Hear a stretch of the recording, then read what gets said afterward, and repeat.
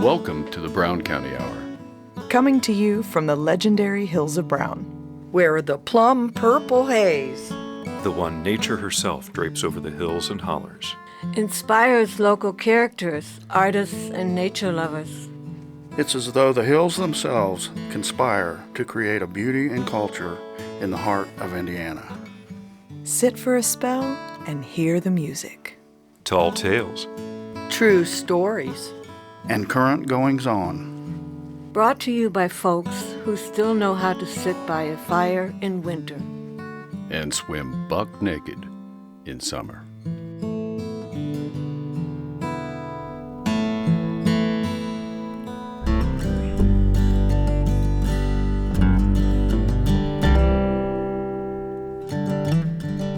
Welcome to episode 153 of the Brown County Hour. This is Dave Seastrom. And Sarah Lytle, along with the rest of the crew. This month, our musical guest is Michael Mulder. Michael is the winner of the 2024 Singer-Songwriter Showdown, and we'll listen to his interview along with 3 of his original songs. We have a conversation with Lisa Hall, who is the organizer of the Christkindl Market. Now in its 4th year, this is a European-style holiday market that's featuring 27 vendors. We'll also share our interview with Rick Albertson about his book, Brown County Folks. Mr. No Name shares some information about the Brown County Children's Auction. Deb Baldwin has a Christmas story, and we have essays from Jim Eagleman and Dave Seastrom.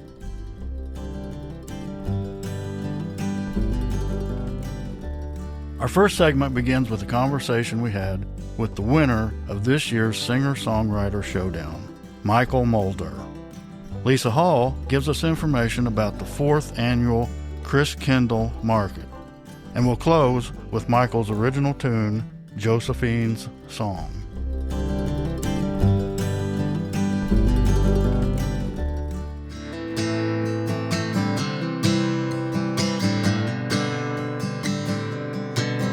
I've been waiting all year for the leaves to fall and the wind to get that chill. Down a dirt road followed by a dust trail leading to a fire pit hotter than hell. Just a few boys laughing like a coyote jumping late into the night. Where we set up camp on a flat piece of land caught in between a ridge and some pine. So this is Dave Seastrom with the Brown County Hour, and this evening I am interviewing Michael Mulder, who is the winner of the 2024 Singer-Songwriter Showdown that was put on and sponsored by Amplify Nashville at the Brown County Playhouse. Congratulations! Thank you, guys. Yeah, it was quite a process you went through to get to the top. Oh, yeah, it was months on end, it felt like. I come back a month at a time, and then I was excited just to make it through the first round. Well, you persevered, and now you are the winner. And from what I understand, that entitles you to some kind of a recording opportunity that was part of the award, and also that you will be the opening act for the big Amplify Nashville show at the Music Center in December. Oh yeah, that's the that alone was enough for me, because me and my dad went and saw Gary Allen there. And I think it was March, and I told him then, I said, I'm going to be on that stage one day. Yeah, I didn't know it would be this December. So. Well, I spent the afternoon listening to some of your music that's available on YouTube, and I really enjoyed it. I unfortunately did not get to see you perform live at the contest itself, but it strikes me that you're a writer that focuses on some of the fundamentals of life, like your kids and family and your place in the world. Yeah, that's this interview thing is actually hard for me, because my wife says you need to work on your interview skills. But yes, that's something that's really close to my heart. And Keenan Rainwater said something. I never really said it before, I don't think, but he said Michael Mulder's the type of guy that if he don't even win, he's all right. And for him to say that, I was like, that's true for me, because my life is perfect the way it is. Anything else that happens is a complete bonus, and I'm very blessed for all those things. And like I said, thank you guys for having me here because this is pretty cool. Well, thank you very much for showing up. This is an interactive experience. If we don't have people to interview or music to play, we don't have a radio show. So, the artist and the recording people, we all work hand in hand. So how did you get started in music? My dad, he worked out of town my whole life, and he'd bring home CDs, and I'd put it in the CD player, the radio, the stereo, and in my room, and I'd get the little pamphlet out of the CD, and I'd memorize every single song from Mark Wills to Gary Allen to AC/DC. For some reason, I've always had a niche for I just loved music. And then whenever I was about 13 or 14, my dad bought me my first real guitar, and I learned one chord, and that was the G chord, and that was it. And then until I was about 18, I got real sad, and I hunkered down and I learned how to play a couple more chords. One thing led to another, and I just started. Most songwriters, I think, say they use it as helps them through hard times, and that's kind of what I did. And then it turned into not so many songs that would make you want to drink some bleach, but it turned into more songs like I got a family now, I got some kids, and I like to go deer hunting, and things like that, and hanging out with friends. But it's come a long way for me. Music has always been there for me, just like most people, and I think I've just kind of had a different type of relationship with it than some folks have. But that's about as far as music's went for me. Well, I think most of us are able to play the radio, but to actually participate in the process and write and perform, that's a different level of music. So congratulations to you on your obvious talent and ability. And, it must be pretty exciting to go through a whole process like this and end up the winner. To be honest with you, it was kind of like a shocking moment. The people that played in that whole contest, I felt like everybody was talented. I felt like there was so much diversity with the talent that they brought to the competition, and especially the finals. I was like, man, I can't believe I'm here. And then the people that I knew all of them. Yeah, I knew all of them from just playing out at an open mic here and there. And I honestly, I felt like the only thing, it's hard for me to be confident in certain areas, but the only thing I've ever felt good about was just writing songs. I never pinned myself as being able to play the guitar, more of a three chords and the truth kind of guy. I don't know scales. I don't know how to play tabs, all these things. I would just rather write than anything. And I felt very blessed and lucky to win. And like I said, I was shocked. And then eventually, once I was driving home, I was talking to my wife, and that's when it started hitting me. I was like, man, I'm going to be on that one big old stage. I was like, it was pretty cool. So yeah, it hit me on my way home. That's when that's really when it hit me. Well, and you're a young guy, so you've got a lot to look forward to. I hope so. Well, so do you plan to parlay this into a music career? Is that your hope, or? I feel like when it comes to playing, I try to be a yes man. I never seek out anything. I try not to. This competition was really a last minute thing, and a buddy at work talked me into it, and he's like, you need to do it. And so I did. And I don't know. I do have a hard time putting myself out there and marketing myself. I'm not very good of asking people for help. I'm not good for asking people to come see me. And I know that's a big part. It's like, how many people can you bring? I think it's called promotion. Yeah, I'm not very good at that. And so, again, I would like to, and I spoke with someone at work yesterday, and I was like, I've had a few people reach out to me, including you guys. And I was like, I think the best thing I can do, and it would be, a good thing for my family and friends and anybody else that likes to listen to my music, is I'd have to kind of ride this momentum as much as I can. I don't know what'll happen, but just out of respect for them, I guess. Well, it is a voyage of discovery. I mean, just about everything involving being alive.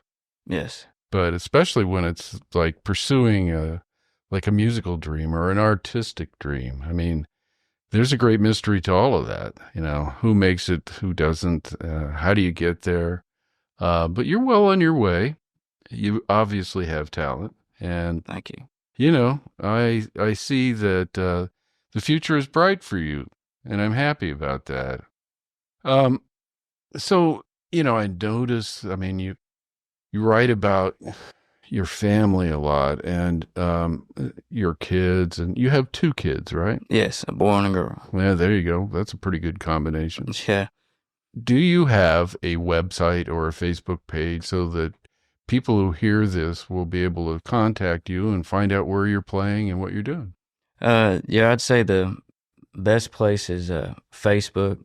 You can reach me on there, just my name, Michael Mulder. I got an Instagram, same thing, Michael Mulder, and on YouTube. And then the music stuff is on the majority of the streaming sites like iTunes and Spotify and Pandora, stuff like that. But that's where I'm at, just my name, and you should be able to find me. Well, the door is open, and I wish you very well. Thank you. Thank you so much for coming in and sharing a bit of your story. Thank you for having me.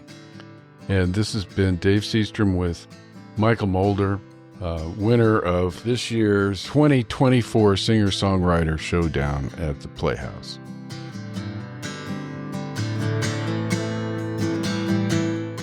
This is Dave Seastrom with the Brown County Hour, and it is my pleasure to introduce Lisa Hall, who has been a guest of ours on several occasions, a filmmaker, a shaker and a mover in our community, and we are here to talk about the 4th annual Christkindl event.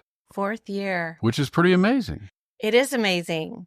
So, all right, what can we expect this year? Well, we are, and first of all, thank you, Dave, for having me and for Chuck for inviting me. We are back to a full event this year, December 7th and 8th, which is a Saturday and a Sunday. And it's a little bit later because Thanksgiving comes so late this year. So it kind of pushed us back where I wish we were a little earlier in the month, but it's going to be a great 2 days. We've got so many new happenings. I have an ice sculptor coming in who was sponsored by the Nashville Arts and Entertainment Commission, and he's going to be doing a sculpting exhibition for both days of the market. Wow. I have a family area this year with games and fun and a big snow globe that you're going to be able to be the scene as you step into the snow globe and have your pictures taken. And they're going to play marshmallow bingo and all sorts of fun things. And the reason we have that this year is I have help. I have people who said, yes, we want to see that happen for this event. And so it was really a great thing for the Christkindl market. And we are back to 27 vendors. Ah. And I mean, we have some beautiful artisans that are going to be with us for the 2 days. And then you can't have a Christkindl market without your glühwein, mulled wine, and there'll be plenty of that. And C4 Culinary School in Columbus is back with their beautiful Christmas cakes. So it is going to be very festive in Coach Light Square from 10 until 6 on Saturday, December 7th, and 10 until 4 on Sunday, December 8th. Can we count on seeing Santa Claus? Oh, the royal couple will be present both days. I think we're going to house them inside this year to make it a little easier for Santa. We don't want him sick before the actual big night. Right. We've got to protect his schedule, you know. So they're going to be inside the visitor center in the media room. And yes, they will be on hand for pictures and to meet with our littles and hopefully grant some wishes. Sounds like a wonderful event. And I know that it's been popular for a long time. And thank you so much for all the hard work you put out to make this happen. You know, when you have a vision that you think can be good for a community and then you get to see that unfold, it's been very rewarding. And there were a lot of personal circumstances I had last year that I thought we may have to cancel the event. And boy, you would have thought Christmas was being canceled. So I realized very quickly that this event has become something that people look forward to, and it's a great pleasure to be a part of it. I also want to just let you know that our entertainment lineup is stellar as well. We have German dance troops, we have Polka Motion, we have the Hungry Five from Bloomington, which is a 5-piece brass German band. Lots of German inflection, but also some of our favorites. The Hammer and the Hatchet will be with us. Nice. Another Round, who is a famous a cappella group from Indiana University. And so it's going to be stellar entertainment for both days. And I hope everybody will bring their friends and invite your neighbors out. It's a great time of goodwill. You know, Christmas is one of those seasons where people just seem to be able to get along. And I love that. And I love that for our community. So I hope everybody will come out and be a part. Sounds absolutely wonderful. And Lisa Hall, thank you so much for coming in and sharing this information with us. Thank you for having me. Look forward to seeing you there. The next Alpha Gal meeting is on Wednesday, December the 11th at 6 p.m., held at the lower level of the Brown County Community Foundation. A representative from the Brown County Health Department will speak, and this meeting will be Zoom recorded. Check the browncountyhour.com website for this Zoom link. These meetings will continue into 2025 on the second Wednesday of each month. This is Sarah Lytle with the Brown County Hour. Thank you.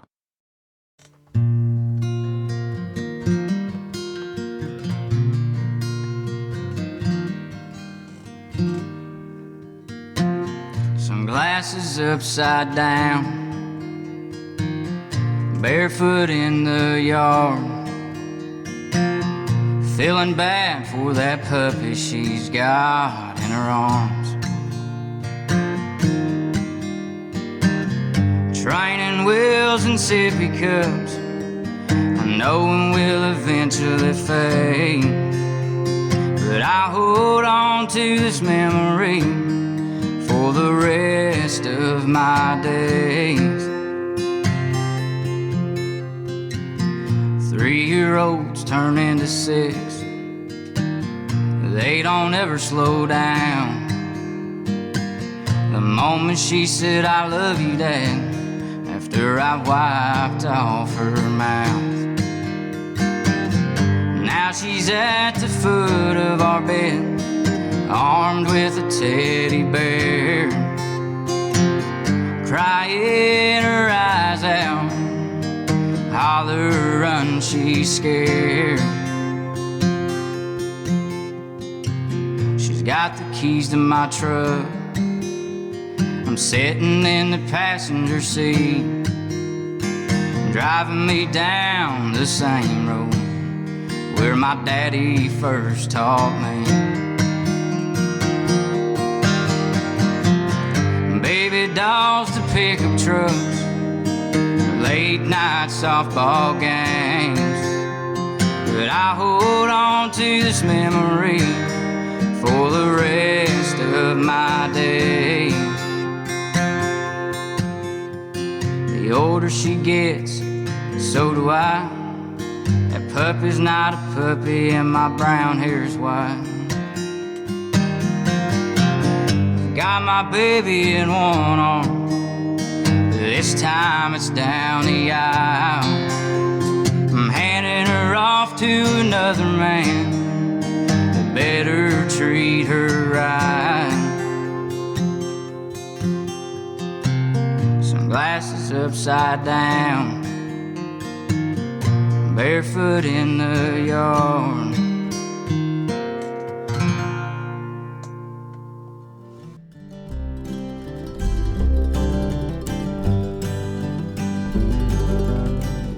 Now we pause for station identification. You are listening to the Brown County Hour on volunteer-powered community radio, WFHB, at 100.7 in Brown County, 91.3 and 98.1 in Bloomington, 106.3 in Ellettsville, and online at wfhb.org. Support for WFHB comes from Our Brown County, a magazine for locals and visitors featuring art, entertainment, and county characters since 1995. Printed 6 times a year and available online. More at ourbrowncounty.com. Segment 2 begins with a conversation we had with author and photographer Rick Albertson about his book, Brown County Folks.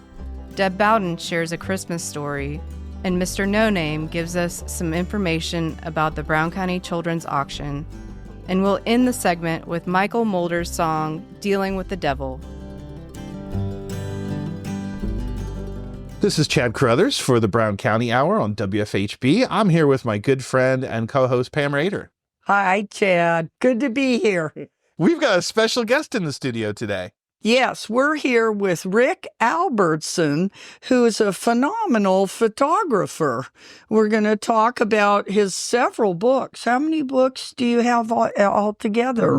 Seven or eight, I suppose. 7 or 8. Mm-hmm. Well, thank you for coming in glad tonight. to be here. Yes, okay. And the main book that we want to focus on is there's a book here we've got in front of us that is a beautiful photo-based book called Brown County Folks, a mingling of rustics and artists. And it lists Bob Sexton and Rick Albertson as the authors. And we'll get back to that in just a second. But first, let's find out more about you, Rick. Tell us about, first of all, what's your connection to Brown County? Well, I'm a Hoosier by birth, born in Hammond, Indiana. I always tell people that when I go back through that area, I stop on the side of the road and have a prayer service, thanking God for taking me out of Hammond. Lived all over the Midwest all my life, and when I was in Cincinnati as a high school student and a Boy Scout, we would come over here to Bear Wallow Hill, which the Boy Scouts owned at the time, and take hikes from there. Later on, went to IU, stayed in Bloomington for a couple of years, went to graduate school at IU, and then my wife and I, who I met at IU, we moved us back to Cincinnati for a while, raised our children there, and spent a lot of time coming back to Brown County and all of southern Indiana. So it's been a very special place for me all of my life, actually. And I understand that you've got property here. Tell us the story of your cabin. Well, I've always wanted a cabin, and came close a couple of times over the years to buying one here. Never did. And recently, while I was working on that Brown County Folks book, actually, I looked in the mirror one day and saw this old man staring back at me who said, "If you're going to buy a cabin, you better get to it." So I was very fortunate to be the first on the scene when a cabin came on the market on Greasy Creek Road, an old 1880s historic cabin. I just happened to be driving down Greasy Creek Road one day when I saw a realtor stop on the side of the road and put a sign up that a cabin was for sale. And at the time, it was so difficult to get cabins. They were selling so quickly that I almost bought it on the phone. I called the realtor immediately, and anyway, it happened in very short order. Very fortunate. It's very old, but it's a lot of fun to have it, and very peaceful, relaxing place for me to write, read, play music, and it's a great place. Did you have to do a lot of work to get it up to par, or? No, it was in pretty good shape. Had to do a little work on the driveway, a little work on the roof, but yeah, it's not too bad, actually. Yeah. What is it about Brown County?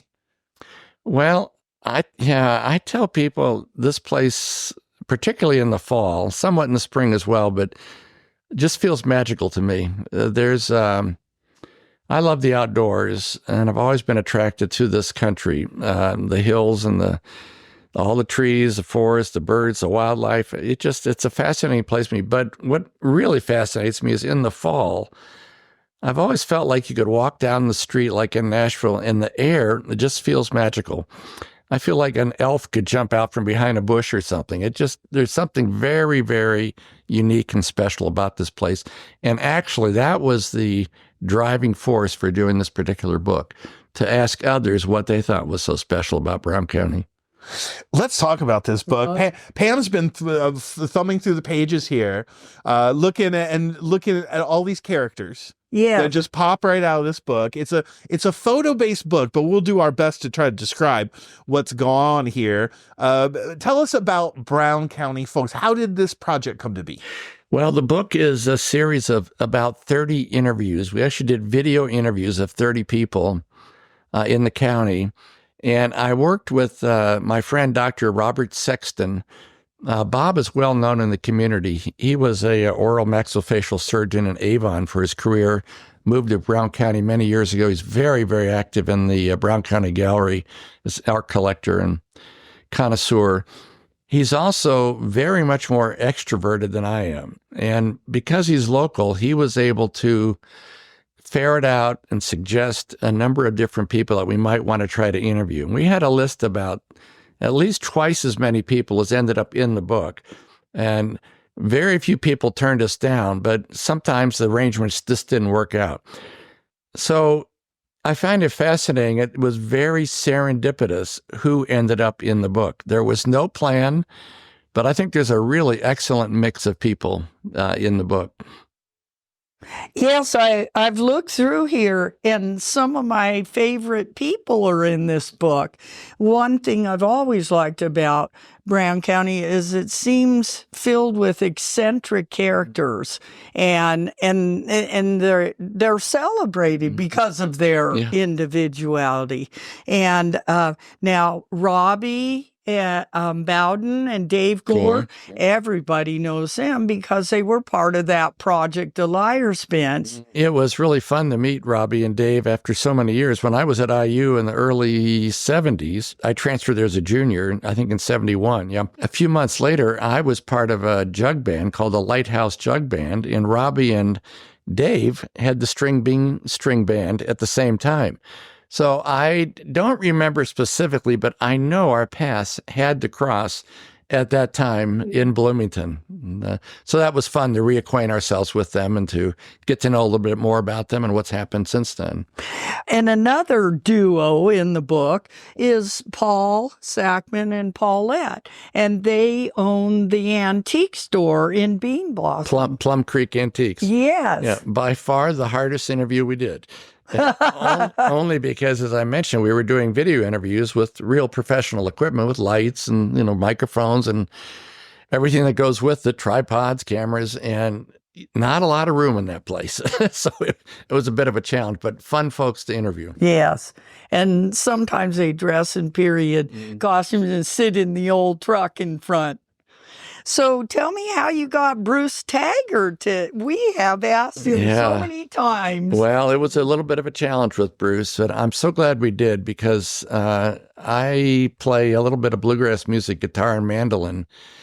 And I've known about Bruce for probably 25 years or more. He was quite a well-known mandolin builder for many, many years. And he has some fascinating stories about meeting Bill Monroe and, other things. But because I almost bought a Taggart mandolin, I just really was excited to try to get to know Bruce and interview him. So it was a great deal for me to be able to do that. And one of our favorite characters, Dr. Allward. Yeah. Well, Dr. Sexton, who worked with me, Bob Sexton, being a doctor himself, knew of Doctor. And we had a fascinating day. After we interviewed him, he took us out to his house on Bean Blossom Road, the old Civil War house that he was given permission to kind of rebuild and just get it so it won't fall down. He was able to work with the county and bypass some rules and regulations not to make it inhabitable, but just to make it, sound structurally. So it's a very, very interesting property. Thumbing through this book is like a slideshow of the Brown County family. It's amazing just to listen to you guys talk about these characters because they are characters. Yes, exactly. Well, let me say this. You made the point that there's eccentric people in Brown County, and I'd have to agree with that. But we went out of our way not to just interview eccentric people, but try to get a good cross-section of, quote, normal people as well. And again, I feel really good about the mix that we have. It just happened the way it is, but I think it's really solid. Well, like Steve Miller, he's been an architect here. Absolutely.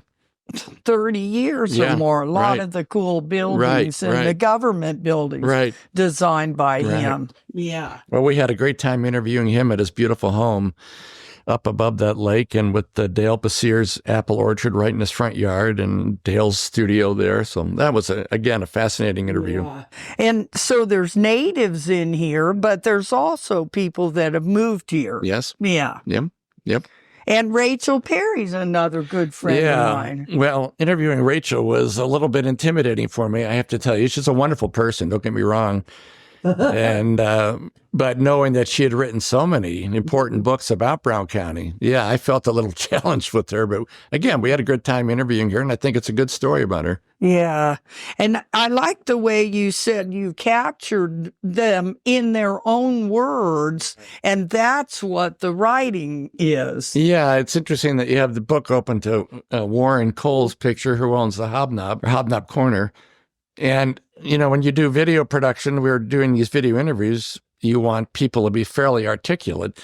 Well, I would do these interviews and I would go back and transcribe everything word for word, but I'd have to clean up things here and there. And Warren, with his background having attended Yale for a while in law school, he's the most articulate person I met in Brown County. I didn't have to edit anything that Warren said. It was fun. He's very well read, too. Absolutely. Interesting to talk to, yeah. And there's lots of old pictures in the Hobnob. Yeah. We're speaking with Rick Albertson. He's a retired freelance documentary photographer and one of the creators, along with Bob, of Brown County Folks, a mingling of rustics and artists. This book has been a great success. It's already unavailable for sale. It came out last year. The first run sold out, and the second run sold out. And now it's only available at the library. There's no more being made. So if folks want to check out Brown County Folks, this book that we're talking about today, they need to go down to the Nashville Public Library. There are a few left in stores here and there. And it's just really an amazing snapshot of, yes, it is. of what makes Brown County so amazing, which is, as you said, this collection of people, both eccentric and artistic and regular folk. And I feel like we're dropping so many names in this interview because it's really just a great cross section of people. We also, other people on the crew mentioned that in this book, you've got Sarah Beth Noggle. You've got Kurt Eagleman, and you've got a photo of the new Kurt Eagleman mural as it was being installed there. Right. Brad Cox, Mary Kilgore, Rob Basosa. And then Buzz King. King. There's a government guy. I so enjoyed doing Buzz, and also Kevin Harden. I just had a wonderful time getting to know Kevin, and he's become a friend. It's just really nice. Is he the Stone guy? Yes, Brown County Stone. Hardin Hollow, going up the hill in 46. Okay. Side of town. And his brother Jack is the one who takes all the photographs. Jack takes a lot of posts photographs. those on Brown County Chatter and Absolutely. other places. Yeah. Really amazing book. Brown County Folks, a mingling of rustics and artists. Rick Albertson. I do want to send people to your website, which is rickalbertson.com. And Albertson is S-O-N, like Correct. son on the end. rickalbertson.com. What will people see when they go there? Well, you'll initially see a lot of the documentary photography work I did for missionary agencies in Africa and Asia, and some in Central America, and some in the States as well. And I did that work for 12 years. It was very, very rewarding, though very challenging, often in very, very remote places and very difficult circumstances. But again, very rewarding work. You'll see a lot of that. You'll also see products that I've developed, these books or whatever. This is all done these days on a hobby basis. I don't try to earn any money at this point.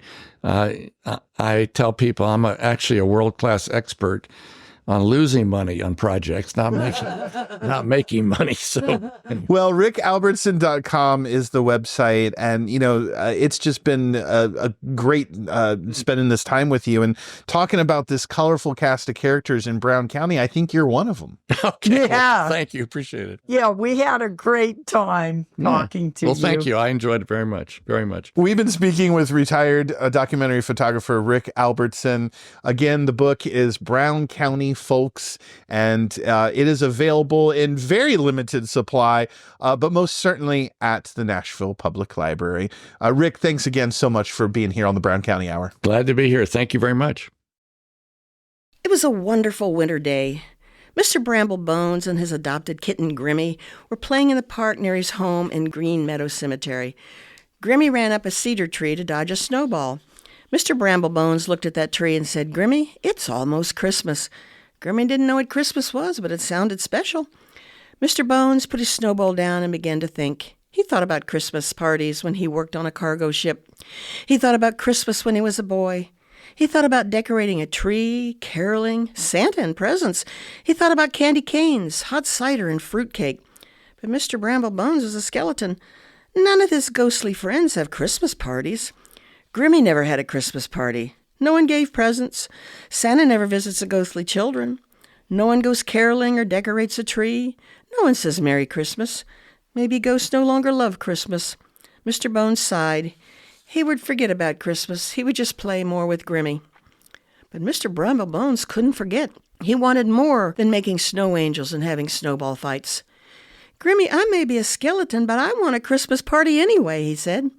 He decided to have a small party. He'd asked Jaxie, Mr. Holly, and Miss Julie to come for tea. He sent Squawks the Blue Jay to invite them. But Squawks didn't just tell Mr. Bramblebones' 3 friends. He told everybody, and they were excited.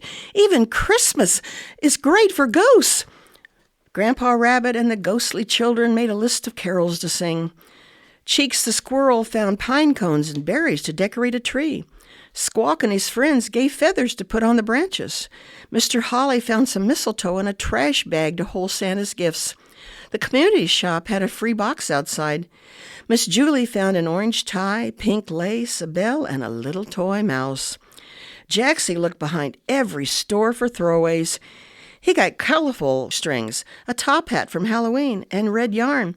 He found some boxes of cereal, cider, and broken candy canes. Ringtail the raccoon showed Mr. Bones special pieces in his hideout. Mr. Bones chose some for presents. Grimmy brought the sock and mitten from his bed. On Christmas Eve, the ghosts and animals met under the cedar tree. They decorated it with berries, feathers, and pine cones. Some put presents in Santa's sack. Grimmy put his sock and mitten on the tree, and Jaxie put candy canes in them. Miss Julie put the hat on top of the tree. Mr. Holly draped the red yarn on the branches. Everyone thought the tree was beautiful. Mr. Bones put on an old red robe from Grimmy's bed. Now he was Mr. Santa Bones. He had presents for everyone. There was a little wooden block for Baby Rabbit, a peacock feather for Miss Julie, a glass doorknob for Mr. Holly. Ringtail caught a fresh fish for Grimmy. He made a walking stick for Grandpa Rabbit. Jaxie gave Mr. Bones the hat off the tree. Cheeks, Squawk, and their helpers really enjoyed the cereal. Grimmy gave each ghost child a candy cane from his sock and mitten. Ringtail got the bell. The rabbit family received the shoestrings. Jaxie loved the orange tie, and Grimmy would not let go of his little mouse. There was one last present in Santa's sack. Santa Bones pulled out a big fruitcake. His name was written on it on an old piece of paper. Santa looked at old Ringtail. All he could say was, "Thank you." Ringtail smiled. Mr. Santa Bones saved 2 big pieces for later, and he gave the rest to others. Everybody sang carols and drank cider. Mr. Holly hung mistletoe over Miss Julie and Jaxie's heads. Grimmy purred and laughed as they kissed. After the party, Grimmy and Mr. Bones sat looking at the tree. They were eating their fruitcake. "Daddy," Grimmy said, "I'm glad we're all together tonight." Mr. Bones gave Grimmy a hug. "Me too, Grimmy," he said. "Merry Christmas." Ho, ho, ho, this is the real Santa Claus coming at you live on the Brown County Radio Hour, reminding everyone that this Friday at the Brown County Inn is the 47th Annual Brown County Children's Auction. Doors open at 5, auction starts at 6. All money raised will go to provide children with clothing right here in Brown County. Well, not right here. I live up at the North Pole, which is technically international waters and not in Indiana at all, but right in Brown County, Indiana. Come on out, and remember, all money raised goes to help the children. 6 p.m.'s when the auction, doors at 5 at the Brown County Inn. Ho, ho, ho.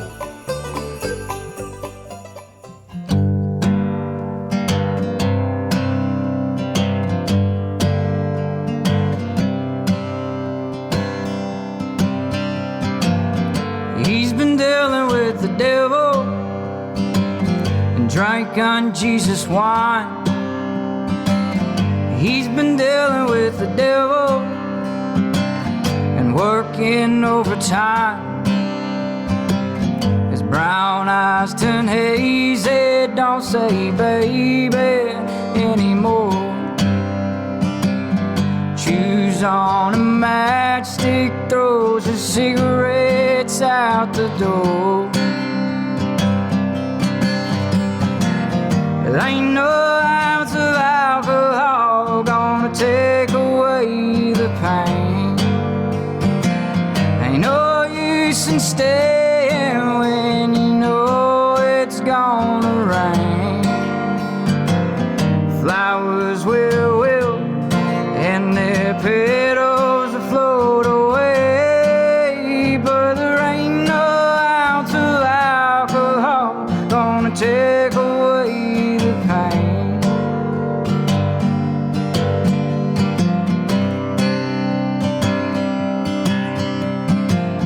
He's a Monday riser, midnight rider through and through. He's a lonely drinker, honest thinker, speaking truth. There ain't no ounce of alcohol gonna take away the pain. Ain't no use in staying when you know it's gonna rain.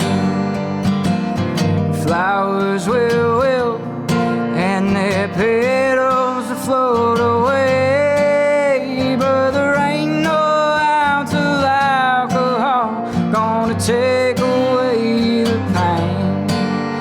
No, there ain't no ounce of alcohol gonna take it all away.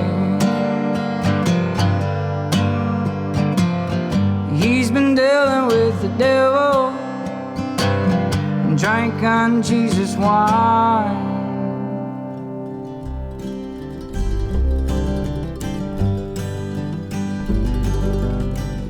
Now we pause for station identification.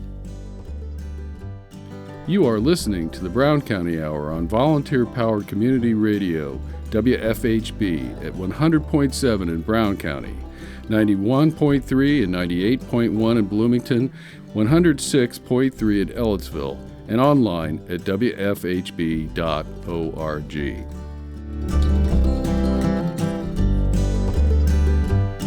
Support for the Brown County Hour comes from listeners like you and the support of the Brown County Inn, a family-friendly getaway destination located in Nashville, Indiana, offering locally sourced food, drinks, and live entertainment, with banquet space, indoor-outdoor pool, miniature golf, and more. Information and booking available at browncountyin.com. Our final segment begins with Jim Eagleman's essay about leaf blowers. Dave Seastrom has a Thanksgiving story, and we'll close the show with Michael Mulder's song, Deer Camp.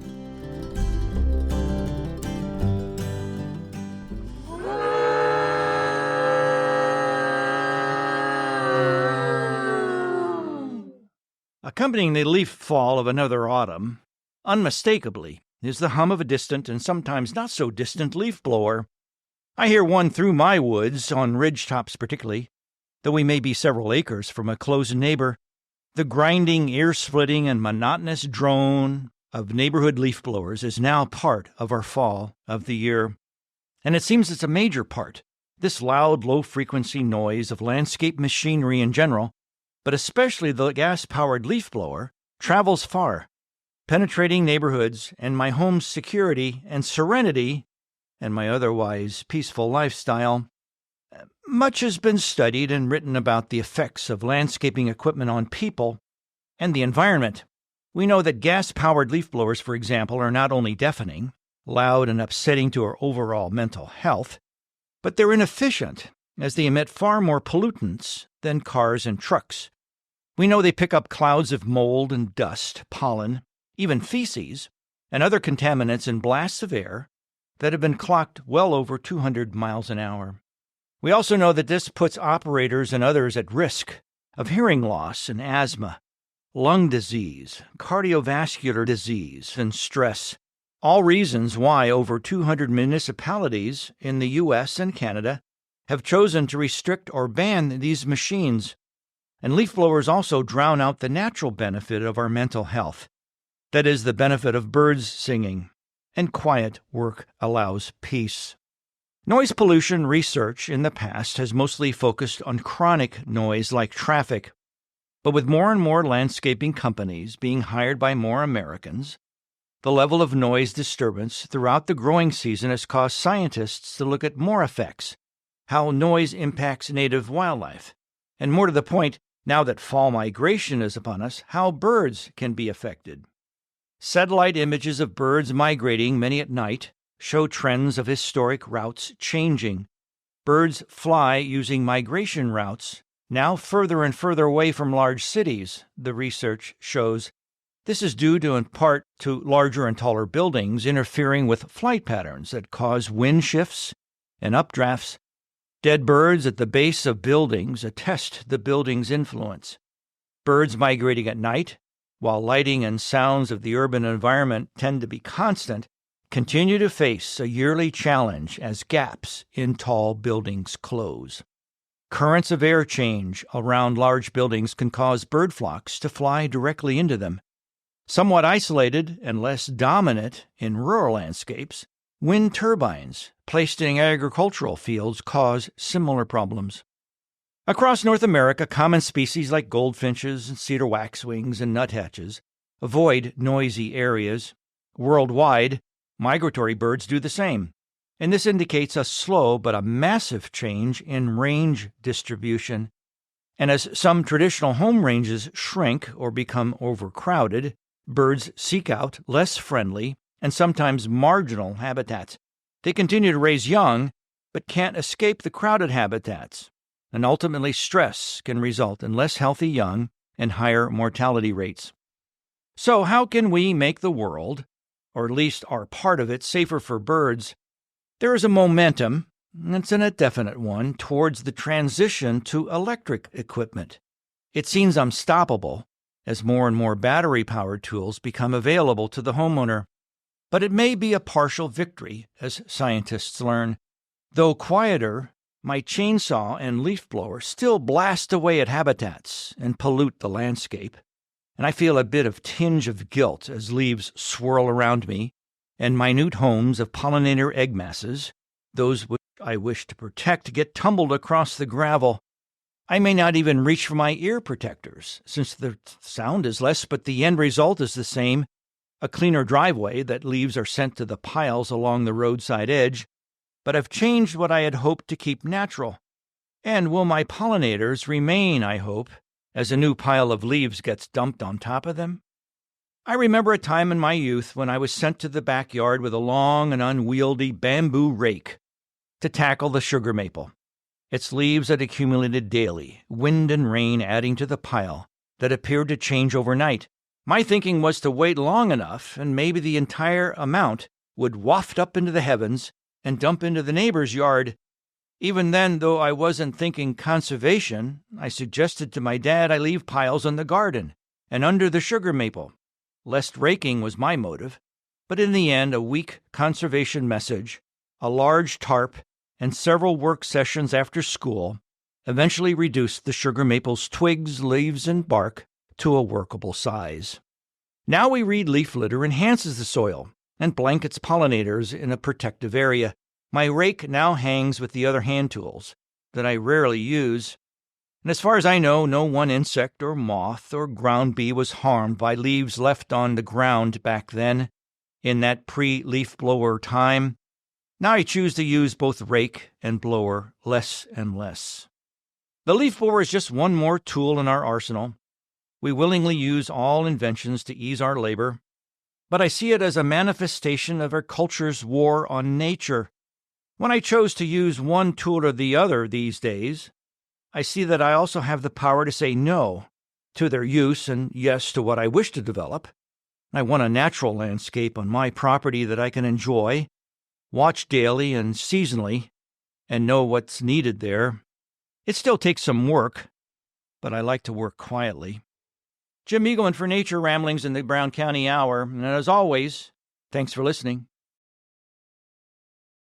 In 1981, we purchased our property on Possum Trot Road. We went to work clearing an area for the house and barn and hired a bandsaw mill to cut the logs we harvested into boards. The first project was building the barn. When I went to the building department, I asked for a permit to build a storage barn. They told me that building a storage barn before building a house was not allowed.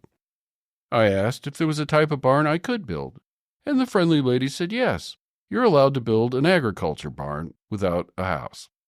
So I asked for a permit to build an agriculture barn, and they gave me one.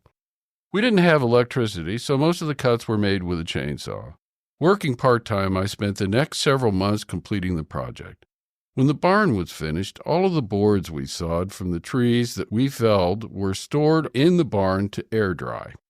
It takes 1 year per inch of board thickness to properly dry hardwood lumber. And after 2 years, the boards were ready. We pulled a second mortgage from the home we were living in outside of Fruitdale. And when my school bus contract was finished, I sold the bus, added that money to the second mortgage, and I began building our new house full-time. Working hand in hand with the contractors, we excavated a walkout basement and poured 3 concrete walls and a slab for the floor. Even though we had an abundance of oak for the building, I decided to frame the house with conventional pine lumber. While the framing was going on, I sent several hundred board feet of oak to a friend's shop where he milled it into 3/4 inch thickness and ran a tongue and groove along the edges to make flooring. I also made 3 heavy oak beams and 1 oak post to support the second floor. We had a big party where we set the post and raised the beams into position. The oak joists were set on those beams, and the oak subfloor was laid so that the exposed wood was visible from underneath. When the trusses I ordered for the roof arrived, the driver of this giant truck said that because he couldn't turn around at the house site, he was going to dump the trusses at the end of the driveway. We had a long conversation about that, and eventually agreed to try and back the giant flatbed truck up to the house. His driving was a sight to behold, and eventually he made it all the way to the house where we offloaded the trusses. We gathered a group of friends to frame up the second floor, and when that was done, the same group hand-set the trusses for the roof. Money was tight, and I found a building salvage company in Waverly, where I purchased more than 100 sheets of 5/8 plywood for a fraction of the cost of new material. We used the plywood to deck the roof and sheathe the sides of the house. There's a saying in Brown County that was common for folks who built their own homes. And when the tar paper was rolled out on the roof, we were under black and out of green. Windows and doors were next. When the unfinished house was covered in Tyvek, we had the modern equivalent of a tar paper shack. A friend and I installed the hardwood floor, and it was sanded and finished. The interior walls were framed. The exterior walls were insulated, and then we could heat the house with a wood stove. The house we were living in finally sold, and we had 30 days to move out. I was still finishing the drywall and the floors, and by working as many hours as I could, we had just enough house to move in. Best of all, when the other house sold, we paid off our old mortgage, and we moved into our new home debt-free. The weekend before Thanksgiving in 1987, a group of friends showed up and we moved all of our worldly possessions to the new house in one day. We were working furiously to unpack, and we had completely forgotten that it was Thanksgiving. Rather than forego the holiday, our dear friends and new neighbors invited us to share their meal. And that is how our life began on Possum Trot 37 years ago. We are forever grateful for family and friends who helped along the way, and for our warm home deep in the heart of the woods in Brown County. Happy Thanksgiving! This is Dave Seastrom. See you next time.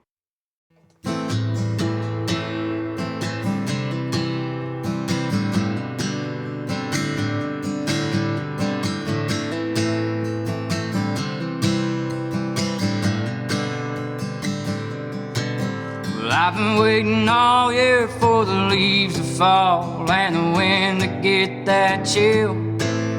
Down a dirt road followed by a dust trail leading to a fire pit hotter than hell. Just a few boys laughing like a coyote yelping late into the night. where we set up camp on a flat piece of land caught in between a ridge and some pines.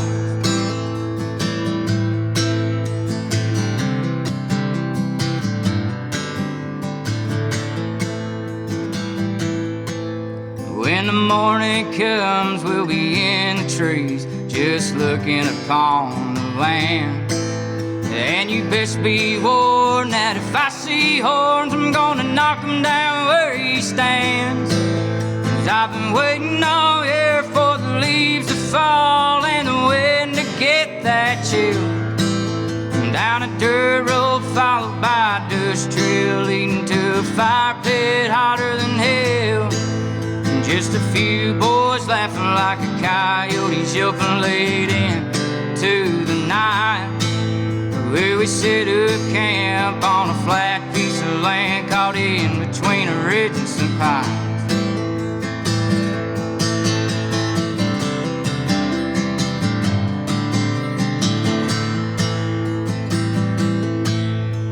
If I got what I thought I deserved after working these 47 weeks, it'd be a 160-10 just to walk in on and eating acorns out of the creek. And after helmets and pads, there ain't too much to have for trophies hanging on my wall.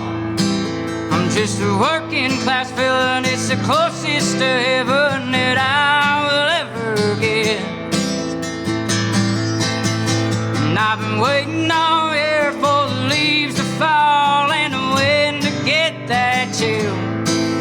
Down a dirt road followed by a dust trail leading to a fire pit hotter than hell. Just a few boys laughing like a coyote yelping late into the night, where we set up camp on a flat piece of land caught in between a ridge and some pines. Where we set up camp on a flat piece of land caught in between a ridge and some pines.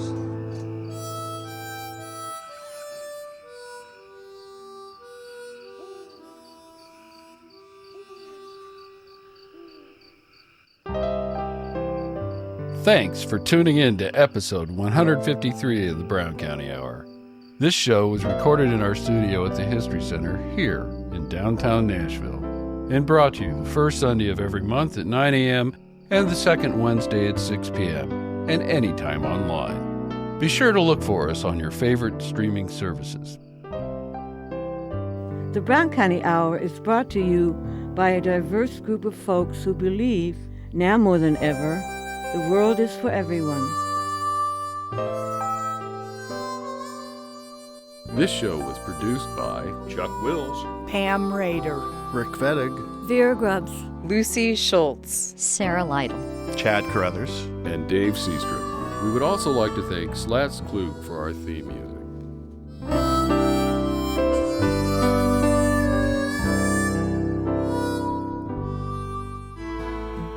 You have been listening to the Brown County Hour, coming to you from deep in the woods of Brown County, Indiana.